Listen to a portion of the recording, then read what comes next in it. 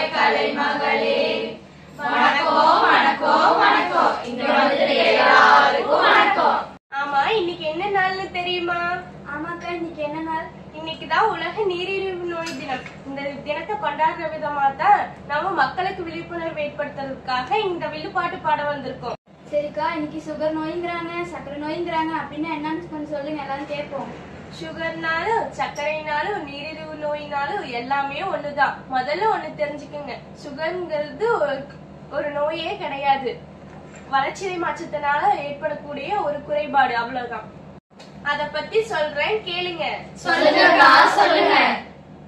என்னம்மா கண்ணு சர்க்கரை நோயா? ஆமாம்மா கண்ணு சர்க்கரை நோயா?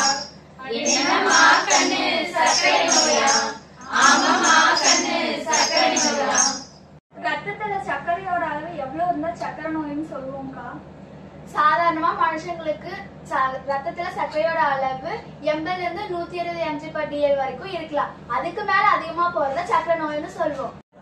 சரிக்கா, சர்க்கரை நோய்னா என்னன்னு சொல்லிட்டீங்க. அது எதனால வருதுன்னு ஏதாவது காரணம் ஏதாவது இருக்குங்களா? ஆமா இருக்குது, சொல்ற கேளு.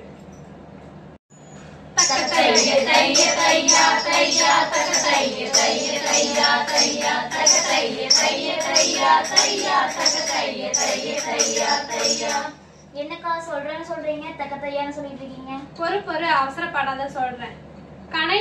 கணையத்துல சுரக்கிற இன்சுலினோட அளவு குறைவா சுரக்கிறது தான் சர்க்கரை நோய்னு சொல்லுவாங்க. இது யார் யாருக்கெல்லாம்க்கா வரும்? பரம்பரையா வரும். எடுத்துக்காட்டா உன் தாத்தா பாட்டிக்கு இருந்தும் அம்மா அப்பாக்கு வரலாம், அம்மா அப்பாக்கு இருந்தா உனக்கு வரலாம். இப்ப இருக்க காலகட்டத்துல நம்ம உட்காந்தே வேலை செய்யறதுனால வரலாம், மன உளைச்சல்னால வரலாம், உடல் உழைப்பு குறையறதுனால வரலாம், துரித உணவு எடுத்துக்கறதுனால கூட வரலாம். முக்கியமா குழந்தைகளுக்கு கூட வரலாம், கர்ப்ப காலத்துல கூட வரலாம். புரிஞ்சதா? இந்த நோய்க்கு ஏதாச்சும் அறிகுறி இருக்காக்கா? அதையும் சொல்றேன் கேளு.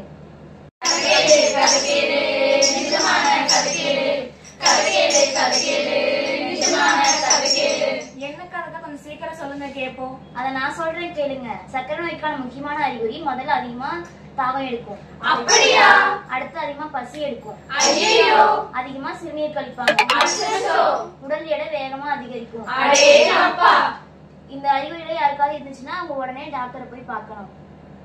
புரிஞ்சுதா? நல்லா புரிஞ்சுது.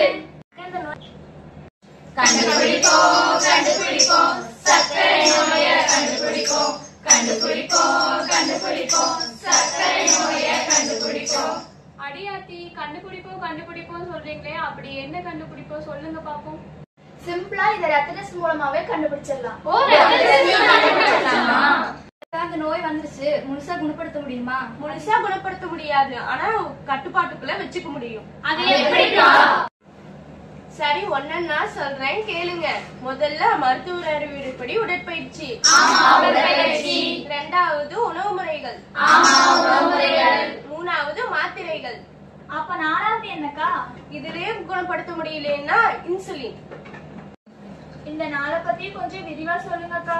முதல்ல உடற்பயிற்சியிலிருந்து ஆரம்பிச்சிடலாமா? அது ஒரு பாட்டாவே சொல்றேன், கேளுங்க. சர்க்கரை நோய் வந்ததினாலே வாக்கிங் பண்ணுங்க, யோகா பண்ணுங்க, உடற்பயிற்சி பண்ணுங்க நாங்க சொன்னோம். சிங்சா சிங்சா சிங்சா சிங். அட வாக்கிங் பண்ணாத சர்க்கரை குறையுங்க, கொழுப்பு குறையுங்க நாங்க சொன்னோம்.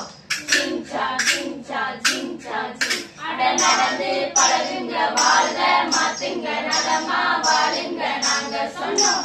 சிங்சா சிங்சா சிங்சா சிங். அக்கா, உடற்பயிற்சி செய்யறதுனால இவ்வளவு நன்மைகள் இருக்கா? அட ஆமா, நீயும் தினமும் செஞ்சு பாரு. சரிங்கக்கா, ஏதோ சாப்பாட்டை பத்தி சொல்றேன்னு சொன்னீங்களே, அதை கொஞ்சம் சொல்லுங்க. சாப்பாட்டை பத்தி மட்டும் நல்லா கேப்பியே, சொல்றேன் கேளு. சத்தான சமையல் சாதம், காய்கறிகளும் பிரமாதம், இது கௌரவ பிரசாதம், இதுவே உனக்கு போதும்.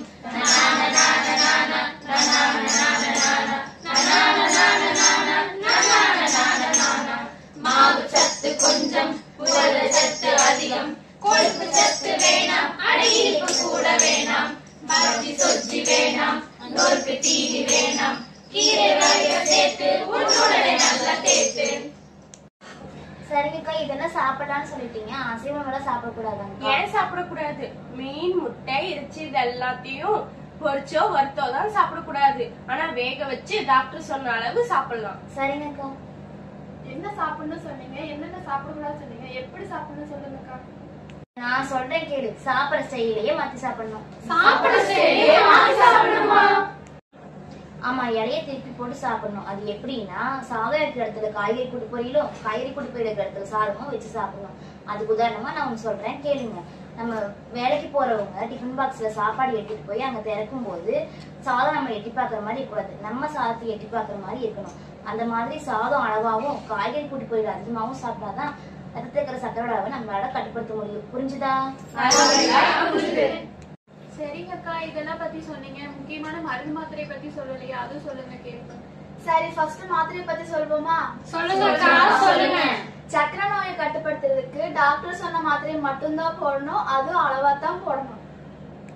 சரிங்கக்கா, ஏதோ ஊசி சொல்றீங்களே, என்ன ஊசிக்காது? அது ஒண்ணும் இல்ல, அந்த ஊசி பேரு இன்சுலின். அது என்னன்னா, நம்ம உடம்புல இன்சுலின் உற்பத்தி செய்யறதுனால வெளியில இருந்து ஊசி மூலமா நம்ம உடம்புக்குள்ள அனுப்புவாங்க. அந்த இன்சுலின்ங்கிற ஊசி நம்ம உடம்புல 3 இடத்துல போடலாம். எங்கெங்க போடலாம்னா கை, வயிறு, தொடை, இந்த 3 இடத்துல போடலாம். இந்த ஊசி ஒரே இடத்துல போடக்கூடாது, வேற வேற இடத்துல போடணும். ஏன்னா வேற வேற இடத்துல போடும்போது தான் அதோட பலன் நம்ம உடம்பு முழுக்க பரவும். புரிஞ்சுதா? நல்லா புரிஞ்சுது. சரிக்கா, ஊசி மாத்திரை எப்பப்பெல்லாம் போடணும் சொல்லுங்க. நான் சொல்றேன் கேளுங்க. ஊசியா இருந்தாலும் மாத்திரையா இருந்தாலும் ஒரு நாளைக்கு 2 டைம் போடணும். அப்படின்னா 12 மணி நேரத்துக்கு ஒரு டைம் போட்டா போதும். அதுவே ஒரு நாளைக்கு 3 வேளை போடணும் அப்படின்னா 8 மணி நேரத்துக்கு ஒரு டைம் போட்டா போதும். ஊசியோ மாத்திரையோ போடுறது பெருசு இல்ல, சரியான இடத்துலயும் சரியான நேரத்திலயும் போடணும். புரிஞ்சுதா? நல்லா புரிஞ்சுது. அக்கா, உணவு முறை, உடற்பயிற்சி, மருந்து மாத்திரை இதெல்லாம் சக்கரை நோயை கட்டுப்படுத்துன்னு சொன்னீங்க. இதனால வேற ஏதாச்சும் பயன் இருக்கா? இருக்குது, சொல்ற கேளு. மாங்குயிலே பூங்குயிலே சேரி ஒண்ணு கேளு, மாங்குயிலே பூங்குயிலே சேரி ஒண்ணு கேளு. அட என்னக்கா சேதிக்கேன்னு ஒரே பாட்டா பாடிட்டு இருக்கீங்க, என்ன செய்தி கொஞ்சம் சொல்லுங்கக்கா. சொல்றேன் கேளு. பின்விளைவுகள் வராம கூட தடுக்கலாம். என்னென்ன பின்விளைவுகள் வரும்னு நான் சொல்றேன். முக்கியமா நரம்பு பாதிக்கும். நரம்பு பாதிக்கிறனால கண்ணு, காலு, இருதய, சிறுநீரகம் எல்லாமே பாதிக்கும்.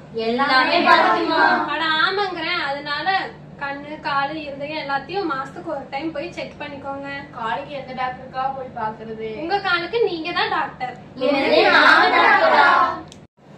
ஆனா ஆமா, நம்ம முகத்தை எப்படி சோப் போட்டு கழுவி பளிச்சுன்னு வச்சுக்கிறோமோ அதே மாதிரி நம்ம கால் பாதத்தையும் சோப் போட்டு கழுவி பளிச்சுன்னு வச்சுக்கணும்.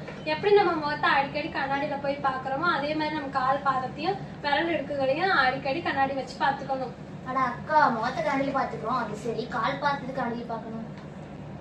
கண்டிப்பா பாக்கணும். நம்ம கால் பாதத்தை கண்ணாடியில பாக்குறதுனாலதான் உணர்ச்சி இல்லாத, நரம்பு இல்லாத ஏதாவது கலர் மாற்றமோ, கொப்பளமோ, புண்ணோ இருந்தா தெரியும். அது மட்டும் இல்ல, செருப்பு போடாம வெளியே எங்கேயும் நடக்க கூடாது. தகுந்த அளவு செருப்பு வாங்கி போட்டுக்கிட்டாலே நம்ம கால் பாதத்தை பாதுகாப்பா வச்சுக்க முடியும்.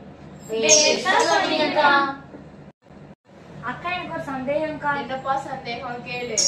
இந்த நோய் பரம்பரையா வரும்னு சொன்னீங்க. எங்க அப்பா அம்மாக்கு இருக்கு, எனக்கும் வராம இருக்கிற வழி இருக்காக்கா? அருமையான கேள்வி. இப்பயாவது மூளை வேலை செஞ்சு அதையும் சொல்ற கேளு. சொல்லித்தரவா